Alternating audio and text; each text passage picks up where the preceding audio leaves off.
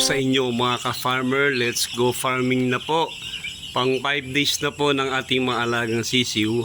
Kita naman po ninyo, nakapag-gain na po sila ng timbang. Medyo may laman-laman na po sila after 5 days. Ang kanilang kainan po ay yung ganyang klaseng feeder pa. Pero pag ganyan po kasi matrabaho, may alagay ninyo. Kaya baka bukas po pinrepair ko na yung auto feeder nila. Maglalagay na po ako ng isa bawat layer. So 150 plus 150, maglalagay na po ako ng isang auto feeder plus yan pa pong kainan nila. Ayun, kulit na po nila. Tinanggal ko na po lahat ng sapi na karton kasi yung pong dumi nila ay napupunta na po sa dibdib. Hindi rin po maganda kasi yun. Kaya tinanggal ko na.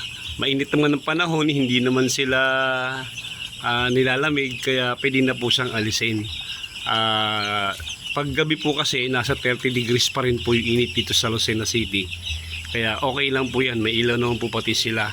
Kumbaga maintain pa rin yung tamang temperature para sa kanila. Kita nyo naman sila ang active, walang nagtutumpukan.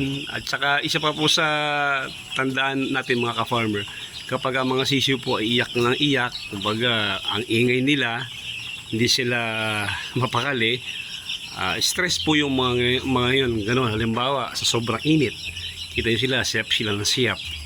Minsan sa sobrang lamig, siyap din na silang siyap. Minsan pag wala rin tubig at wala rin patukayan, iyak din po silang iyak.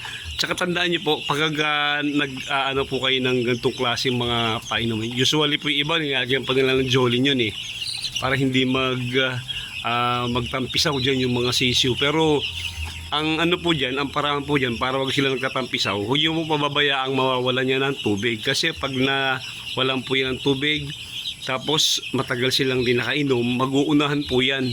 Pag nag-unahan po yan, di basang-basa sila. Pag nabasa sila, posible baka magkasipon pa sila. Kaya bantayan nyo rin dapat yung tubig nila, lalo pa kung ganitong klaseng dalawa lang. Dapat hindi sila nawawala ng tubig, kasi pag nawalan po yan, ayun ang maaaring maging problema po natin. Baka sakali po bukas makapagtimbang tayo ng ilang piraso para malaman natin, ma-monitor natin kung gaano yung kinigay nila sa araw-araw. Pero sa tingin ko pa lang okay naman po.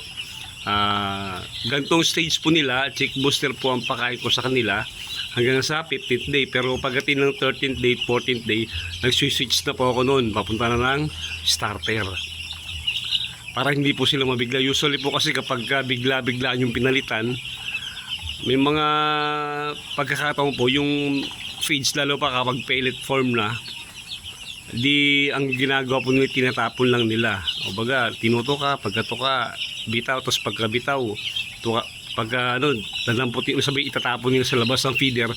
Di nasasayang lang po yung feeds natin. Ang mahal-mahal po naman po ng feeds na pakain para sa mga 45 days. Kaya para na rin makapagtipid tayo sa pakain para sa kanila, para hindi po baga masayang. Ngayon po yung last day ng bigay ko sa kanila ng prevention. Bukas po, pahinga muna sila. Magbibigay ako sa kanila ng tubig lang muna. Then after po nun, the following day, magbibigay na po ako ng probiotic. Kasi po pag naglalagay tayo ng antibiotic sa kanila, ang pinapatay kasi ng antibiotic, hindi lamang yung bad bacteria, pati po yung good bacteria nadadamay po doon. Gagawin natin, magbibigay tayo ng probiotic para yung good bacteria sa katawan nila ay maging active, para mas lumakas po yung immune system nila. Kapag nakapag-probiotic na sila, ready na po yun para bigyan sila ng mga vitamins. Absorb po nila yon. Agaya po ng mga vitamin A, D, and E. Tapos po yung dextrose powder po, mahalaga din po yun kasi nakakapagdagdag po yun ng appetite sa kanila. Napapalakas po silang kumain, napapalakas po silang uminom. 315 heads po na diniliver sa atin. Meron na po tayong 3 mortality after 5 days. Hindi na masama. Kasi pag sa malaking kulungan, pag ganitong mga 5 days, nasa 15 na.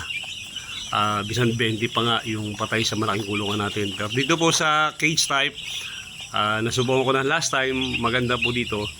Medyo mababa yung mortality kumpara doon sa kabila. Pero doon kasi ang kinakarga ko po 500 to 600 heads, dito po 300. Iba talaga kasi kapag ang maalaga ninyo mas madami kumpara doon sa kakaunti.